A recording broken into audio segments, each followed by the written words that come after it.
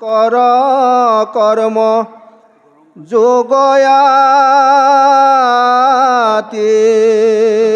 ক্ষয় তুমি উতৈ খানি শিশু ইক্ষবাকো তনয় এ রামেতে কেন কৈলাসারি ব্রহ্মার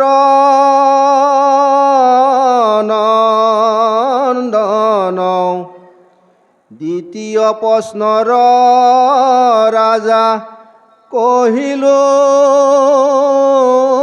কারণ এ রাম জিমত গহন কর্ম শুনা পৰিছেদ শিক্ষা দেই মূঢ় কপৰৈক্ষবাদে বেদ নানা ফলশ্ৰুতি লোভ লগাই প্ৰথমত প্ৰবৰ্তাৱে অজ্ঞানিক সকাম কৰ্মত ভুঞ্জীব ভুকুতি পায়া বিশিষ্ট স্বৰ্গ হেনয় কামনা কৰি অৰছে ঈশ্বৰক এ ৰাম বাহে প্ৰীতি বেদতকো নিয়া ফলশ্ৰুতি পাছে সাধে সেহি কৰ্মে তাহাৰ মুকুতি যেন পিতৃপুত্ৰ লাডু লাডুৰ লোভ দেই তাক পাইব বুলি শিশু ঐষদ পিৱাই ও পাৱে খণ্ড লাডু কোগৰ ভৰু গৰে সেহি মতে অজ্ঞানিবে দেৰ শিক্ষা ধৰে এ ৰামে পাছে বেদে বোলে এৰা ইষব কামনা নিষ্কামে কৰিও এক কৃষ্ণত অৰ্পণা এ ৰাম সেহি কৰ্মে কৰাইবে কৰ্মত বীৰকতি উপজাইবে মাধৱত পৰম ভকতি কৃষ্ণ কৃষ্ণ কৃষ্ণ কৃপালু বাপাই সমস্ত আপোনাসৱ হৈছে মহামহন্ত নৰৰূপী নাৰায়ণ বৈকুণ্ঠৰ পাৰিষদ স্বৰূপ আপোনাসৱৰ হৃদি পদ্মত অনন্ত কোটি ব্ৰহ্মাণ্ডৰ যিজন পৰম অধ্যক্ষ অখিল ব্ৰহ্মাণ্ডৰ যিজন পৰম নায়ক আপোনাসৱৰ হৃদি পদ্মত স্থিতি হৈ বিৰাজমান হৈ আছে শ্ৰীমন্ত শংকৰদেৱ সংঘ দিহপুৰীয়া বাগিচা গাঁৱৰ যি বাগিচা প্ৰাথমিক শাখাৰ নৈমিষাৰণ্য ক্ষেত্ৰ গুৰুগৃহ কলিযুগৰ শ্ৰেষ্ঠ ধৰ্ম জ্ঞানযজ্ঞ কল্পতৰু শাস্ত্ৰ পুৰাণ সূৰ্য মহাভাগৱত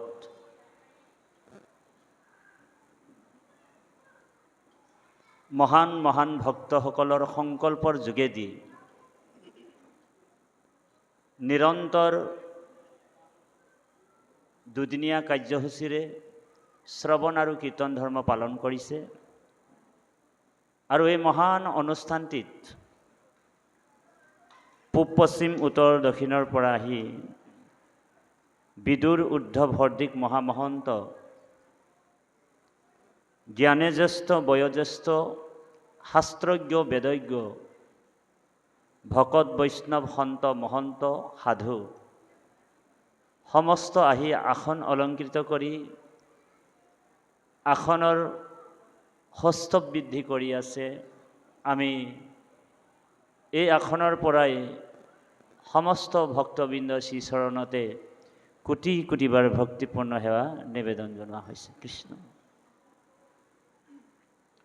ব্ৰজধামৰ গোপিনী স্বৰূপ আই মাতৃ সমস্তৰ শ্ৰীচৰণত লক্ষ লক্ষ কোটি হাজাৰ বাৰ ভক্তিপূৰ্ণ সেৱা নিবেদন জনোৱা হৈছে। দেশৰ ভৱিষ্য যুৱক যুৱতী ছাত্ৰ ছাত্ৰী সমস্তৰে শ্ৰীচৰণত ভক্তিপূৰ্ণ সেৱা জনাই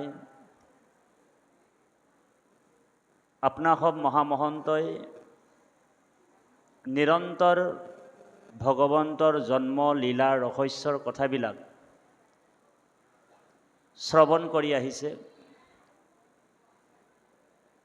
আৰু শ্ৰৱণৰ যোগেদি কৃষ্ণক সাক্ষাৎ হৃদয়ত দৰ্শন পায় বুলি কৈছে।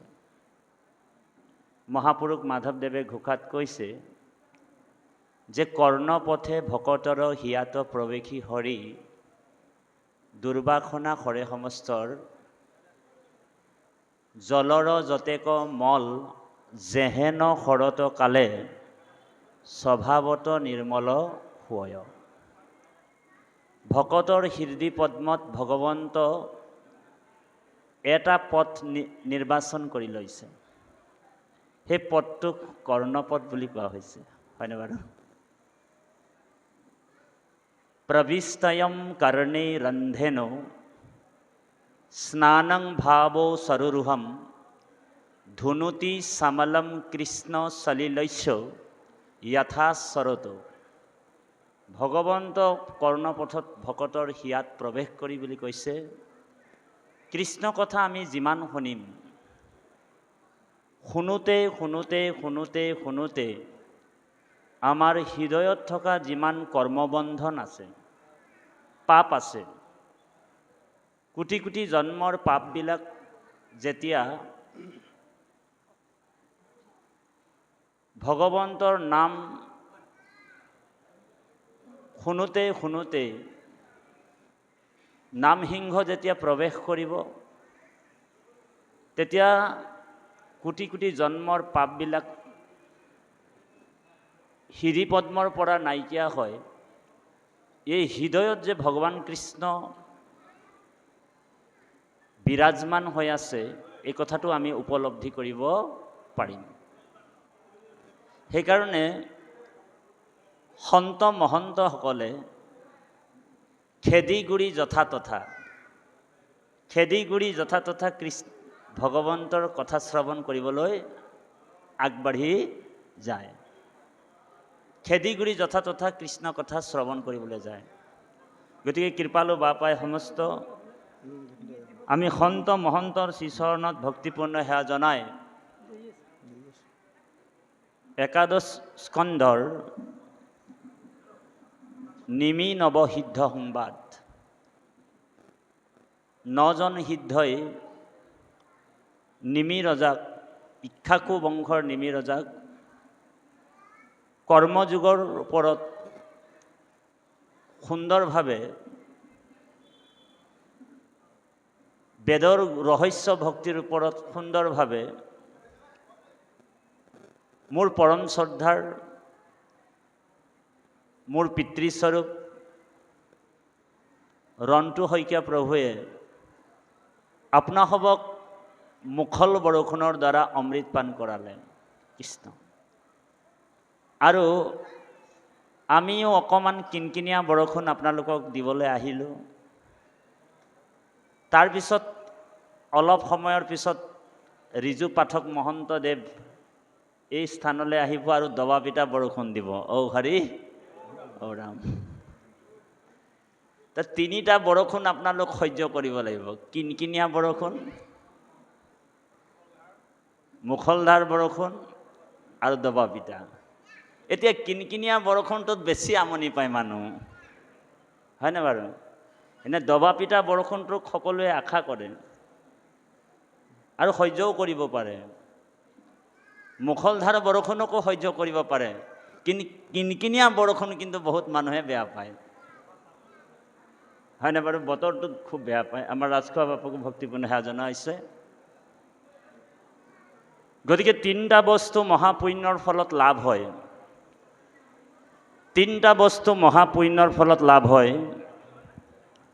এক হৈছে মহাপুণ্যৰ ফলত সাধুৰ সং হয়। মহাপুণ্যৰ ফলত সাধু সং হয়। ২ নম্বৰ,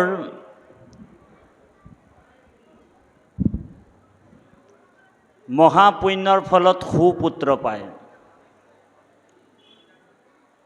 আৰু ৩ নম্বৰ হৈছে মহাপুণ্যৰ ফলত সুভাৰ্যা পায়। এই তিনিটা বস্তু মহাপুণ্যৰ ফলত লাভ হয়। এক হৈছে মহাপুণ্যৰ ফলত সাধুৰ সং হয়, মহাপুণ্যৰ ফলত সুপুত্ৰ পায়, আৰু মহাপুণ্যৰ ফলত সুভাৰ্যা পায়। ভাৰ্যা মানে হৈছে পত্নী। সাধুৰ সংটো কিন্তু পাবলৈ বহুত জটিল, দুৰ্লভ বুলি কৈছে। আৰু সাধুৰ সংগতেহে ভকতি হয় বুলি কৈছে। আমাৰ গুৰুজনাই পদবন্ধ কৰিছে একাদশ স্কন্ধত যে ভকতি কেৱল সাধুৰ সংগতে হয়। এ ৰাম মাধৱে বুলন্ত সখী শুনা পৰিছেদ, পঢ়ে যেবে সবে শাস্ত্ৰ,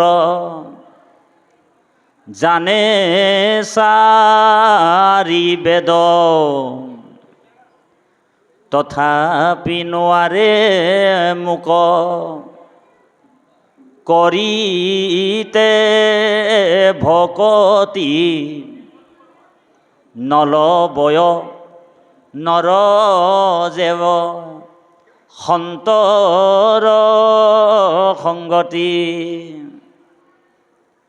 কৰ্ণতক সন্ত কথা কৃষ্ণ গুইপ কৰি, নাহিকে উপায় সখী সুসংগ হৰি। ভগৱান কৃষ্ণই উদ্ধৱক ৰহস্য ভক্তিত কৈছে যে মাধৱে বুলন্ত সখা শুনা পৰিছেদ, পঢ়ে যেবে সবে শাস্ত্ৰ, জানে চাৰি বেদ, তথাপি নোৱাৰে মুক কৰিতে ভকতি, নলবয় নৰ যেবে সন্তৰ সংগতি। সেইকাৰণে যিসকল ৰসত চতুৰ হয় সেইসকল ভকতৰ সংগলৈ যত্ন কৰি আহে। যত্ন কৰি দেই বাৰু, যত্ন কৰি খেদিগুৰি ভকতৰ সংগলৈ আহে। আৰু ভকতৰ সংগত একান্তভাৱে বহি কৃষ্ণ কথা শ্ৰৱণ কৰে। আৰু কৃষ্ণ কথা শুনোতেই শুনোতেই শুনোতেই কোটি কোটি জন্মৰ পাপবিলাক তাৰ নাইকিয়া হৈ যায়। যেনেকৈ উদাহৰণ, কোনোবা এজন যদি কুকুৰীকণা বেমাৰ মানুহ ব্যক্তি থাকে, কুকুৰীকণা বেমাৰ যদি আপোনাৰ মোৰ লাগি যায়, বোলে এটাই মাত্ৰ ঔষধ আছে, ঔষধটো কি জানেনে? বোলে অঞ্জন লগাব লাগে। অঞ্জন মানে কাজল। কুকুৰীকণা বেমাৰ যদি আছে কাৰোবাৰ, আপুনি মই ৰেগুলাৰ যদি কাজল লগাবলৈ আৰম্ভ কৰি দিওঁ, তেতিয়া সেই কুকুৰীকণা বেমাৰটো নিজে নিজে ভাল হৈ যায়। ঠিক ভগৱন্তক লাভ কৰিবলৈ হ'লে কি কৰিব লাগিব? ভকতৰ সংগত বহি কৃষ্ণ কথা যেতিয়া শুনি থাকিম, শুনোতে শুনোতে শুনোতে শুনোতে আমাৰ পাপবিলাক যেতিয়া নাইকিয়া হৈ যাব, তেতিয়া আমাৰ হৃদয়ত যে কৃষ্ণ আছে এই কথাটো আমাৰ উপলব্ধি হৈ যাব। ভগৱান বাহিৰত নাই। আমাৰ পৰম শ্ৰদ্ধাৰ ৰন্তু শইকীয়া বাপে গীতাৰ এটা সুন্দৰ শ্লোকৰ পৰা আনি কৈছে, হে অৰ্জুন, মই সকলোৰ হিয়াত আছোঁ, হৃদয়ত আছোঁ। বোলে সৰ্বস্য সাহং হৃদি সন্নিবিষ্ট, মই সকলোৰ হৃদয়ত আছোঁ।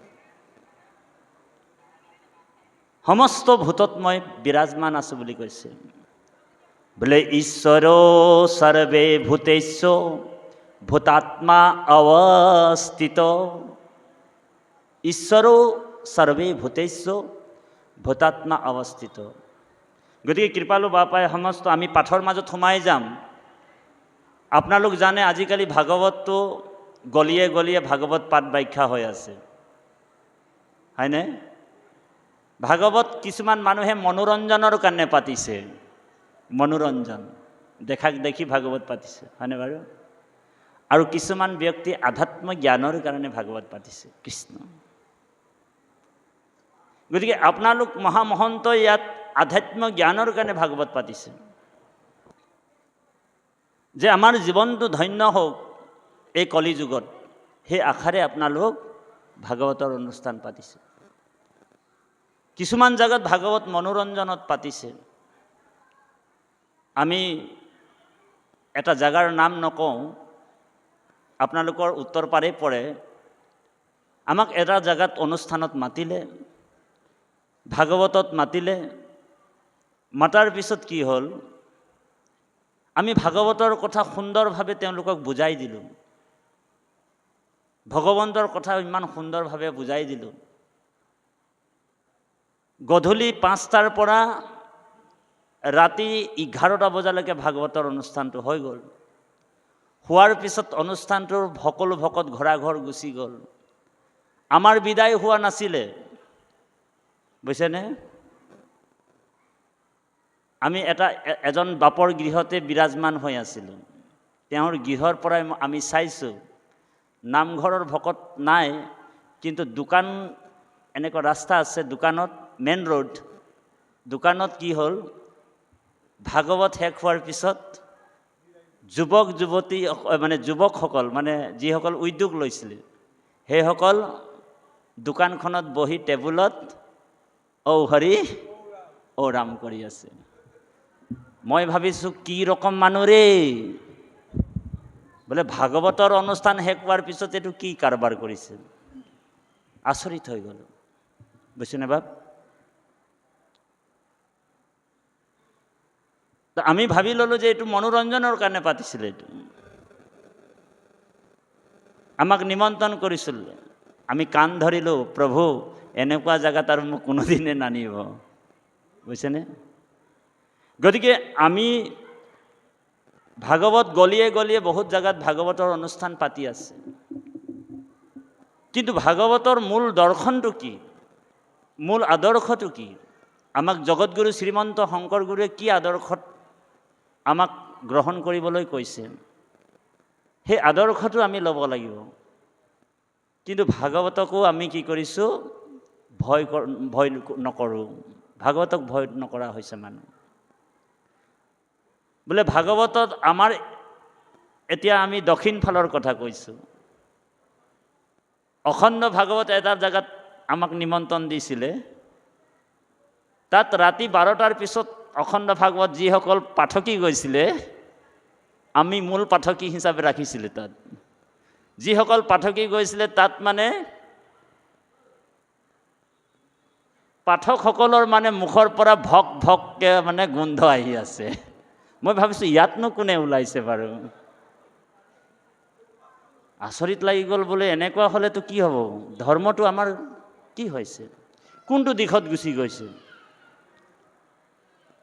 গতিকে এনেকুৱা যদি আমাৰ ধৰ্মটো গ্লানিৰ হ'ব, তেতিয়া কৃষ্ণই আকৌ এনেকুৱা অৱতাৰ হ'ব, এইটো অৱতাৰকে কল্কি অৱতাৰ বুলি কোৱা হৈছে, হয়নে বাৰু? গতিকে কৃপালু বাপাই সমস্ত আপোনালোকৰ সমাজটো চাই আমি বহুত ভাল পালোঁ, কাৰণ আপোনালোক যিটো আদৰ্শ প্ৰস্তুত কৰিছে ইয়াত, যুৱক যুৱতী ল'ৰা ছোৱালী সকলোৱে একত্ৰিত হয় 3টা বজাত বহুত জাগাত 3টা বজাত বহুত জাগাত বক্তাই বোলে 12টাৰ 10টা বজাত বহিলে কেনেবাকে যদি 2:30টা বাজে তেতিয়া ভকত খালী হৈ যায় ও হৰি ও ৰাম পিছৰ বক্তাজনে মানুহ নাপায় প্ৰায় ৰাজখোৱা বাপৰ তেনেকুৱা হয় আৰু কাৰ হয় জানেনে আমাৰ গহপুৰৰ এজন আছে কি নাম তেখেতৰ নহয় বাপ আৰু এজন দিলীপ বৰুৱা বাপৰ হয় তেখেতে কৈছে যে আমি যোৱাৰ পিছত বোলে ভকত এজনো নাথাকে তাত মাত্ৰ 4-5 জন বহি থাকে কিন্তু আচৰিত কথা ইয়াত যে কৃষ্ণ কথা শুনিবলৈ ইমান ধৈৰ্য আছে আপোনালোক কোনোবা ভকতে অন্ন গ্ৰহণ কৰা নাই হয়নে বাৰু এটোতো আচৰিত কথা গতিকে এই ব্ৰত এইটো আসল ব্ৰত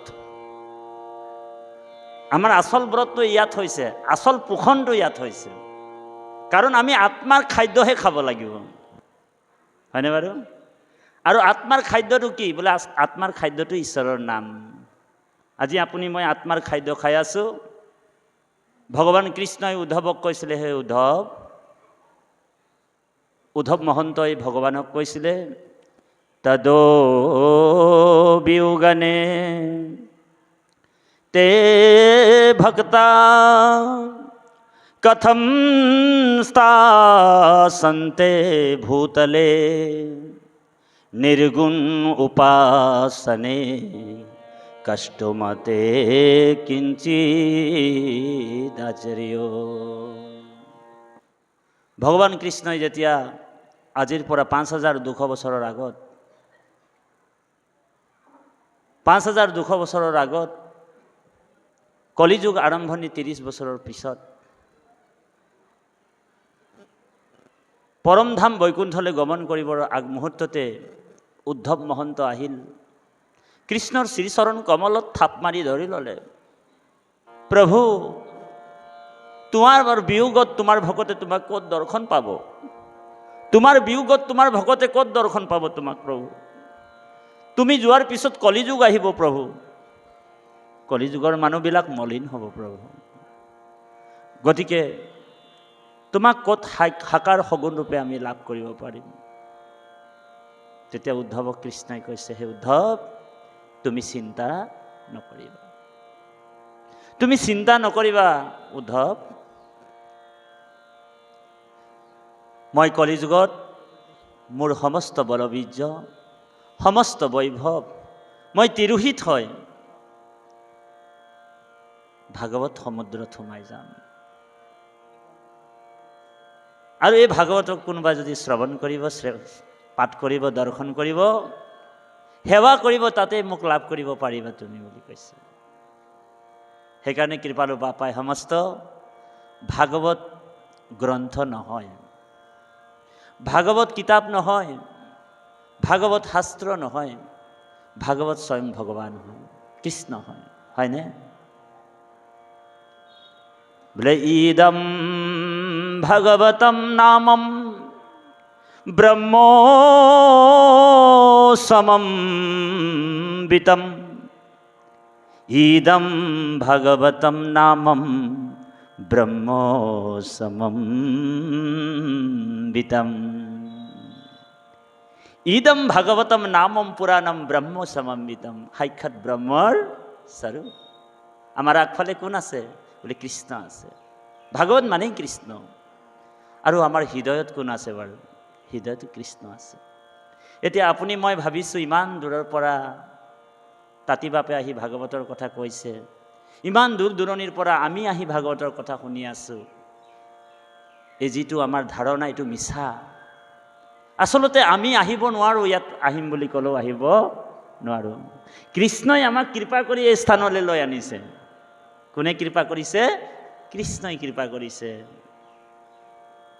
কৃষ্ণৰ কৃপা অবিহনে আমি এই স্থানলৈ আহিব সুবিধা নাপাওঁ আৰু কৃষ্ণহে কৃষ্ণ কথা শুনি আনন্দ লৈ আছে আপোনালোকৰ হৃদয়ত কৃষ্ণ বিৰাজমান হৈ আছে হয়নে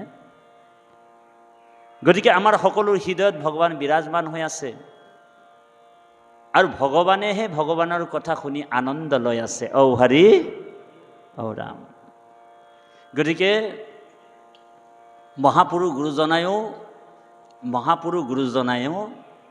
মহাপুৰুষ মাধৱদেৱক ঘোষাত মাধৱদেৱে যেতিয়া প্ৰশ্ন কৰিছে, মাধৱ পুৰুষে প্ৰশ্ন কৰিছিলে, হে মহাপুৰুষ গুৰুজনা, আপুনিতো এতিয়া যাবগৈ বৈকুণ্ঠলৈ, কিন্তু আপুনি যোৱাৰ পিছত আমি আপোনাক ক'ত লগ পাম? কৈছিলে নে বাৰু? মহাপুৰুষ মাধৱদেৱে গুৰুজনাই কৈছিলে, যেনেকৈ কৃষ্ণই উদ্ধৱে কৃষ্ণক সুধিছিলে যে প্ৰভু আপুনি ক'ত থাকিব? মহাপুৰুষ গুৰুজনাই উত্তৰত মহাপুৰুষ মাধৱদেৱক কৈছে যে শুনিও মাধৱ মোৰ থাকিবাৰ থান, কীৰ্তন দশম মোৰ মূৰ্তিৰ সমান, ঘোষা নমে শাস্ত্ৰখানি তুমিও ৰচিবা, ঘোষা ৰত্নবলী মধ্যে তুমিও থাকিবা। সেইকাৰণে যাৰ গৃহত কীৰ্তন আছে, ধ্যান দি শুনিব, যাৰ গৃহত কীৰ্তন আছে সেই গৃহত স্বয়ং মহাপুৰুষ গুৰুজনা আছে। যাৰ গৃহত নামঘোষা আছে সেই গৃহত স্বয়ং মহাপুৰুষ মাধৱদেৱ বিৰাজমান হৈ আছে। বুজিছেনে? এতিয়া আমি আবিৰ্ভাৱ মহোৎসৱটো কিয় পাতোঁ? গুৰু জয়ন্তী আহি আছে। তাৰ মানে গুৰু আমাৰ অমৰ, গুৰু আছে, আজিও আছে আমাৰ মাজত। গুৰু মৃত্যু হ'ব নোৱাৰে, গুৰু অমৰ হয়, হয়নে বাৰু? যেনেকৈ কৃষ্ণ জন্মাষ্টমীটো আমি পাতোঁ, কিন্তু কৃষ্ণ মৰা অষ্টমী পাতিব পাৰোঁ নেকি আপোনালোক?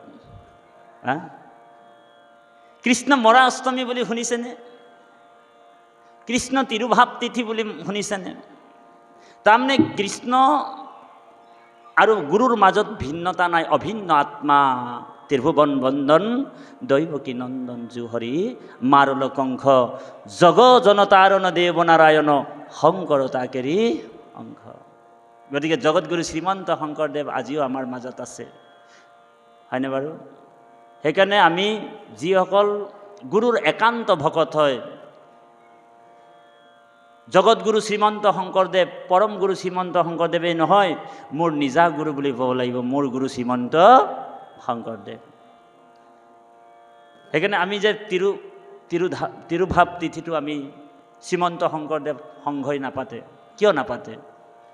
কাৰণ গুৰুৰ মৃত্যু নাই, গুৰু মৃত্যু নহয়, গুৰু অমৰ। যিসকল অজ্ঞানী মানুহ, যিসকল অবিদ্যাত আছে, সেইসকলৰ কাৰণে গুৰু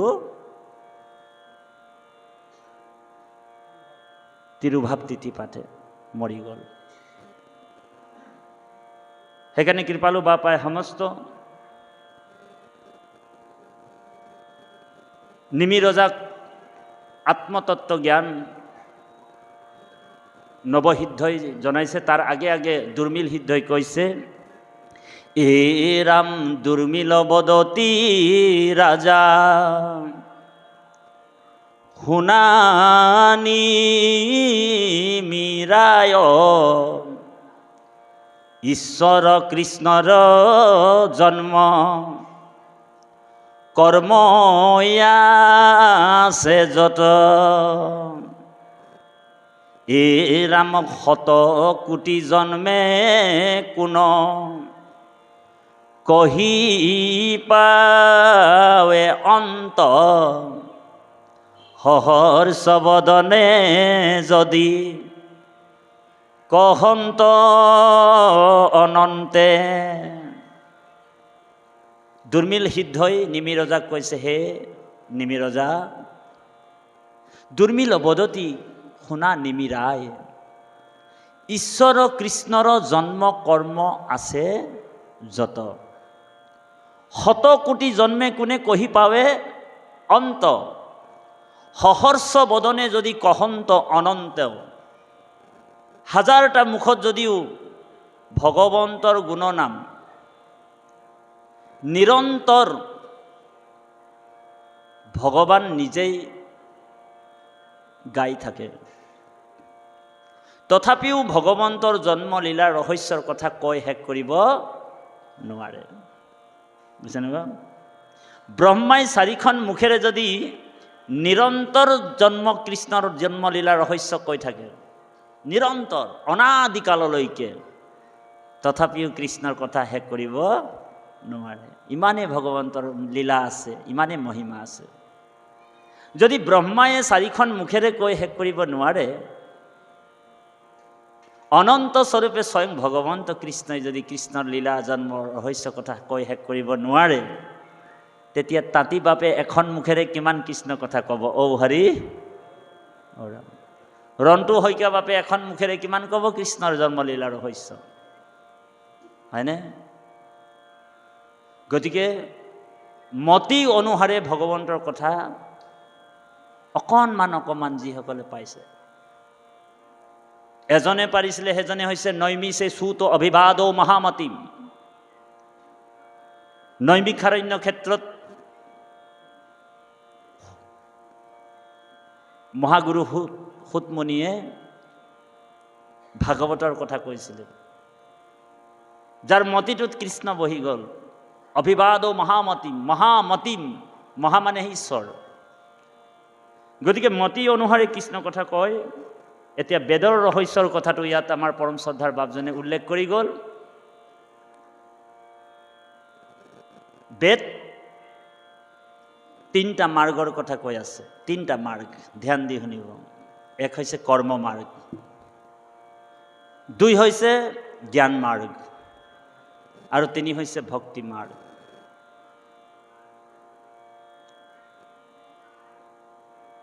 কৰ্ম মাৰ্গ যোগেদিও ঈশ্বৰক পাব পাৰি বুলি কৈছে, বেদে কৈছে। কৰ্মৰ যোগেদিও আমি ঈশ্বৰক লাভ কৰিব পাৰোঁ, কিন্তু ৰাস্তাটো কিন্তু জটিল, দুষ্কৰ। কৰ্মৰ মাজেদি ঈশ্বৰক লাভ কৰিব পাৰি, কিন্তু ৰাস্তাটো জটিল, বুজিছেনে বা? দুষ্কৰ পথ।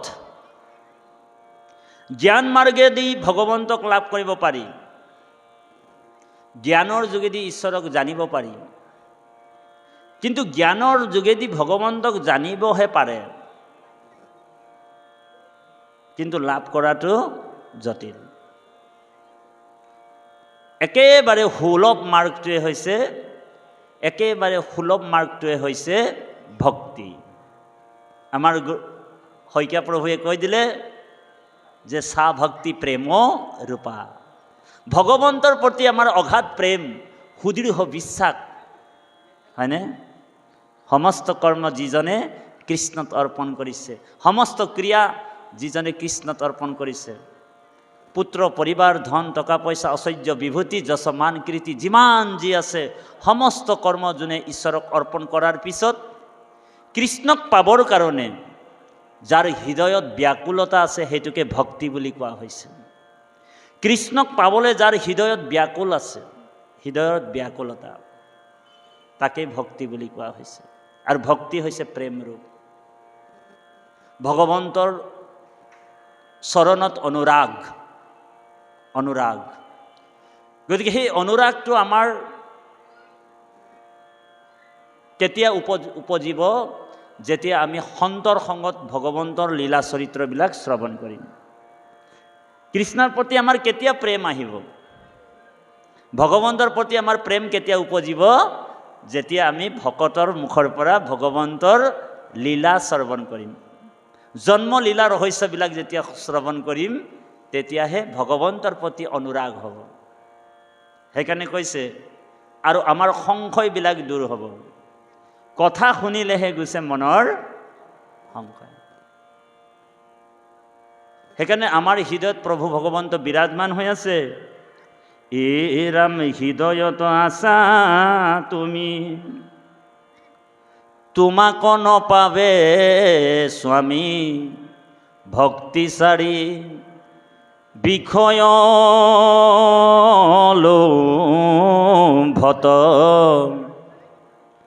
কণ্ঠতে আছয় মণি, তাক বিস্মৰিয়া মানি, এ ৰাম নজানি বিচাৰে বাহি ৰত।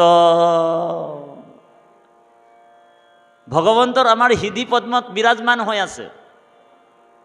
সেইকাৰণে বেদস্তুতিত কৈছে যে হৃদয়ত আছা তুমি তোমাক নপাবে স্বামী, ভক্তিচাৰী বিষয় লোভত, কণ্ঠতে আশয় মণি তাক বিস্মৰীয়া মানি নজানি বিচাৰি বাহিৰত বুলি কৈছে। মানুহবিলাকে অজ্ঞানত অবিদ্যাৰ কাৰণে ভগৱন্ত যে হৃদয়ত আছে এই কথাটো উপলব্ধি নকৰে। খেদি গুৰি য'তে ত'তে কোনোবা মন্দিৰত ভগৱন্ত আছে, কোনোবা নামঘৰত ভগৱন্ত আছে, এই ভাৱবিলাকত গৈ তাতে সেৱা পূজা কৰি আছে। কিন্তু আমি কেতিয়াও আমাৰ হৃদয়ত ভগৱন্তক নিবিচাৰোঁ। আৰু যিজন হৃদয়ত ভগৱন্তক বিচাৰিব তাকে আত্মতত্ত্ব জ্ঞানী বুলি ক'ব। মহাপুৰুষ মাধৱদেৱে ঘোষাত লিখিছে, আত্মা ঈশ্বৰক লাগ প্ৰত্যক্ষ সততে পায়, নপায় তাংক জানা অবিদ্যাত, অবিদ্যা নাখিলে সাক্ষাতে কৃষ্ণক পায়, কণ্ঠলগ্ন বস্তুক সাক্ষাৎ। যেতিয়া আমাৰ অজ্ঞানবিলাক দূৰ হ'ব, অজ্ঞানবিলাক, তেতিয়া আমাৰ হৃদয়ত সেই পৰম ঈশ্বৰ প্ৰভু ভগৱন্ত বিৰাজমান হ'ব। গতিকে ইয়াত বেদৰ যিটো ৰহস্য ভক্তি উল্লেখ কৰিছে, কি বুলি কৈছে, পৰম দুষ্কৰ কৰ্ম যুগ আতিশয়, তুমিও তৈখানি শিশু ইচ্ছাকৃত নয়। এই কৰ্মযুগৰ কথাটো সূৰ্যক কৈছিলে প্ৰথমে, ভগৱান নহয়, সূৰ্যই ইক্ষাকু নন্দনক কৈছিলে, ইক্ষাকুক কৈছিলে। আৰু ইক্ষাকু নন্দনৰ হিচাপে নিমি ৰজাক নৱসিদ্ধই এই কৰ্মযুগৰ কথা ক'লে। আমাৰ পৰম শ্ৰদ্ধাৰ ৰন্তু শইকীয়া বাপে কৰ্মযুগৰ কথাটো আপোনালোকক কৈছে। আমি যিটো কৰ্মযুগ এতিয়া পালন কৰি আছোঁ, আমিও কৰ্মযুগতে আছোঁ এতিয়া বৰ্তমান। তাৰমানে কৰ্মৰ লগত যদি ঈশ্বৰক যোগ কৰা হৈছে সেইটোকে কৰ্মযুগ বুলি কৈছে। জ্ঞানৰ লগত যদি ঈশ্বৰ যোগ হৈ আছে সেইটোকে জ্ঞান যুগ বুলি কোৱা হৈছে। আৰু ভক্তিৰ লগত যদি ভগৱানক যোগ কৰি দিব পৰা যায় সেইটোকে ভক্তি যুগ বুলি কোৱা হৈছে। এতিয়া ইয়াত যিটো কৰ্ম কথা কৈছে, সেই কৰ্মৰ কথাটো কৈছে যি ভগৱন্তক সহজতে লাভ কৰা উপায়, যি বেদৰ একেবাৰে গোপনীয় কৰ্ম, বেদৰ একেবাৰে গুপুত যিজন ধন পৰম বিত্ত, সেইজন হৈছে নাৰায়ণ। সেইকাৰণে বেদে মানুহক বহুত ঠগি আছে। যেনেকৈ শিশুৱে, মাকে শিশুক যেতিয়া দৰৱ দিয়ে, তিতা দৰৱ যেতিয়া খুৱায়, তিতা দৰৱটোত তেওঁ অকণমান মিঠা, অকণমান ওপৰত মিঠাৰ লাড়ু নিচিনা এটা লৈ আছে, এইটো মিঠা হয় বুলি খুৱাই দিছে। পিছত যেতিয়া জিভাত গুচি যায় তেতিয়া তিতাৰ অনুভৱ কৰে তেওঁ, হয়নে বাৰু? কিন্তু বেমাৰটো ভাল হৈ যায়। ঠিক বেদেও মানুহক সকামী কৰ্মত প্ৰবৃত্তি কৰায়। সকামী কৰ্মত, সকামী কৰ্মৰ যোগেদিও ঈশ্বৰক পাব পাৰে বুলি কৈছে। পাব নোৱাৰা বুলি কোনো কথা নাই, পাব পাৰে। কিন্তু সেই পদবিলাক দুষ্কৰ বুলি কৈছে, জটিল। কাৰণ যিমান নদ নদী যিমান চব সমুদ্ৰতে পৰিব। ঔ হৰি ৰাম। ইয়াত এটা নদী আছে নাই বাৰু? আপোনালোকৰ কি নদী? নদী এখন আছে নহয়, ডিক্ৰম। এই ডিক্ৰম নদীনো ক'ত লৈ গৈ আছে? হা? ব্ৰহ্মপুত্ৰলৈ গৈ আছে। ব্ৰহ্মপুত্ৰনো ক'লৈ গৈ আছে? হা? সাগৰলৈ গৈ আছে। ঠিক যিমান যত জীৱ জংগম কীট পতংগম, যিমান চৰাচৰ জগত চব পৰমাত্মা ভগৱন্ত চৰণতে বিলীন হৈ যায়। সেইকাৰণে কৰ্মপথ, জ্ঞান মাৰ্গ, ভক্তি মাৰ্গ সকলো কথা বেদে উল্লেখ কৰিছে। এইটো কোনো কাটিব নোৱাৰে, মিছা নহয়। খালি সকাম কৰ্ম দ্বাৰা মানুহবিলাকক প্ৰলোভন দি ৰাখিছে আৰু ঈশ্বৰৰ মানে বেৰ দি থৈছে। তাৰমানে যাগ যজ্ঞ পূজা পাতল পবিত্ৰী কৰ্মৰ দ্বাৰা মানুহবিলাকক এটা পৰ্দা দি থৈছে। যাতে সেইসকলে মোক নেদেখে। সেইখিনি গীতাত অৰ্জুনক কৈছে, হে অৰ্জুন, দৈৱী এষা গুণময়ী মম মায়া দূৰত্বয়া। বোলে দৈৱী এষা গুণময়ী মম মায়া দূৰত্বয়া। দৈৱী এষি গুণময়ী মম মায়া দূৰত্বয়া। অৰ্জুন, সত, ৰজ আৰু তম, এই তিনিটা গুণেৰে মই পৃথিৱীখন চলাই আছোঁ, ব্ৰহ্মাণ্ডখন চলাই আছোঁ। সত, ৰজ, তম। কিন্তু হে অৰ্জুন, তুমি এই তিনিটা গুণৰ পৰা অতিক্ৰম কৰি তুমি নিৰ্গুণ ব্ৰহ্মক লাভ কৰিব লাগিব। এই তিনিটা গুণতে মোৰ মায়া সোমাই আছে, আৰু এই তিনিটা গুণ তুমি অতিক্ৰম কৰিব লাগিব। তেতিয়া অৰ্জুনে প্ৰশ্ন কৰিলে, প্ৰভু, বোলে তোমাৰ মায়াৰ পৰা মই কেনেকৈ নিবৃত্তি পাম? কাৰণ তোমাৰহে মায়া, হয়নে বাৰু? তেতিয়া অৰ্জুনক কৈছে, প্ৰথমে অৰ্জুনক ভয় খুৱাইছে। ভগৱান তেনেকুৱা আমাকো ভয় খুৱাই দিয়ে, হয়নে বাৰু? যেতিয়া আমাৰ সুদৃঢ় বিশ্বাস হৈ যায়, চাবচোন কথাটো আপোনালোক, প্ৰথমে আমিও সাংসাৰিক মানুহ হিচাপে ভয় খাই যাওঁ। কিবা এটা আহিলে, কিবা এটা বিপদ আহিলে ভয় খাই যাওঁ। আৰু যেতিয়া ভগৱন্তৰ ওচৰত আমাৰ মনটো লাগি যায়, মতিটো যেতিয়া কৃষ্ণত লাগি যায়, তেতিয়া ভগৱন্ত নিজে নিজে সমাধান কৰি দিয়ে। চাবচোন আপোনালোক, কৰি দিয়ে নাই বাৰু? প্ৰথমে আপুনি যিমান ডাঙৰ মহন্ত হওক, সন্ত হওক, ভগৱন্ত মায়া অকণমান লগাই ৰাখি দিয়ে, আপুনি ভয় খাই যাব, কিয় হ'ল আমাৰ এনেকুৱা। কিন্তু যেতিয়া ঈশ্বৰে কৃপা কৰি দিয়ে, ভকতক ভগৱন্তক কৃপা কৰে। ঠিক অৰ্জুনকো কৈছে, হে অৰ্জুন, এই মায়াৰ পৰা তুমি নিবৃত্তি পাবৰ হ'লে এটাই কাম কৰিব লাগিব, মামেব প্ৰপদ্যন্তে মায়ামেতম তৰন্তিতে। মামেব প্ৰপদ্যন্তে মায়ামেতম তৰন্তিতে। মামেব প্ৰপদ্যন্তে মায়ামেতম তৰন্তিতে। যেতিয়ালৈকে মোৰ ওচৰত জীৱবিলাক শৰণাপন্ন নহয়, আশ্ৰয় নলয়, মোৰ এই প্ৰবল মায়াই তাক ঢাকি ৰাখিব। ইয়াৰ উদাহৰণ এটা আমি আপোনালোকক দিছোঁ, এক্সাম্পল। যেনেকৈ নদীত এজন জালুৱাই মাছ মাৰিবলৈ গ'ল, জালখন হাতত লৈ গৈছে। এক আঁঠু পানীত জালুৱাজন নামি গ'ল, এক আঁঠু পানীত জালুৱাজন নামি গ'ল, বুজিছেনে বাৰু? এক আঁঠু পানীত যেতিয়া জালুৱাজন নামি মাছটো মাৰিবলৈ লওঁতে, জালৰ ছাঁটো চাই যিবিলাক মাছ ভাগিবলৈ আৰম্ভ কৰি দিলে, পলাবলৈ আৰম্ভ কৰি দিলে, সেই মাছবিলাক সেই জালটোত বন্দী হৈ যায়। হয় নাই বাৰু প্ৰভু? হ'ব নাই? যিবিলাক মাছ পলাব বিচাৰে, সেই জালৰ ছাঁটো চাই যিবিলাক মাছ ভাগিব বিচাৰে, সেইবিলাক মাছ জালখনত বন্দী হৈ যায়। বন্দী হয় নাই বাৰু? আৰু যিবিলাক মাছ চতুৰ হয়, জালুৱাটোৰ ভৰিৰ তলে তলে সোমাই যায়, সেইবিলাক মাছ বাচি যায় নাই বাৰু? বাচে নাই বাৰু? যিবিলাক মাছ চতুৰ হয়, জালুৱাটোৰ ভৰিৰ তলে তলে সোমাই যাব, সেইবিলাক মাছ বাচি যাব। জালত বন্দী হ'ব নেকি? নহয়। তাৰমানে ভগৱান কৃষ্ণই কৈছে, মই ঈশ্বৰক যদি বাদ দি, ধ্যান দি শুনিব, বৰ গুৰুত্বপূৰ্ণ কথা, অহম পৰম তত্ত্ব, মই সুপ্ৰিম, মৎপৰতৰম নান্য কিঞ্চিদস্তি ধনঞ্জয়, মোতকে ওপৰত আৰু কোনো নাই। ভগৱানে কৈ আছে অৰ্জুনক, মই হেন ঈশ্বৰক যদি কোনোবা বাদ দি অন্য দেৱ দেৱীৰ চক্কৰত পৰি,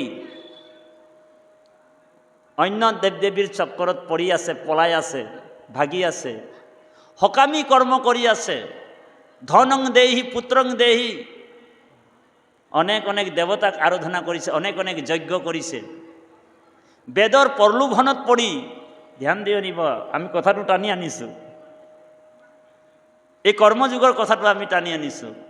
বেদৰ প্ৰলোভনত পৰি যিসকল মানুহে মোক পাহৰি, কৃষ্ণক পাহৰি, মোৰ ওচৰত শৰণাপন্ন নোহোৱাকৈ প্ৰলোভনত পৰি অন্য অন্য দেৱতাৰ চক্কৰত পৰি আছে, বুজিছেনে? সেইসকলে মোৰ মায়াত বন্দী হৈ যাব। ঔ হৰি ও ৰাম ঔ ৰাম, বন্দী হৈ গ'ল। আৰু যিসকলে মই হেন ঈশ্বৰক যদি ভক্তি কৰি মোৰ এই অকল মতিটো, মনটো দে বাপ, এই মনটোতে গোটেই বিশ্ব ব্ৰহ্মাণ্ডটো সোমাই আছে। আমাৰ শইকীয়া প্ৰভুৱে কৈ গ'ল আপোনালোকক তত্ত্বটো, যে এই মনটোতে গোটেই বিশ্ব ব্ৰহ্মাণ্ড সোমাই আছে। সেইকাৰণে বাকী আমি কাইটো, দেহাটো আমি সংসাৰক দি দিব লাগে, কিন্তু মনটো কাক দিব কৈছে? হা, মনটো কাক দিবলৈ কৈছে বাৰু? কৃষ্ণক, হয়নে বাৰু? ভাগৱতত আমি আগতীয়াকৈ গালোঁ নহয়, এই সকল নিগম কল্পতৰু তাৰ ফল মহা ভাগৱত, হয়নে?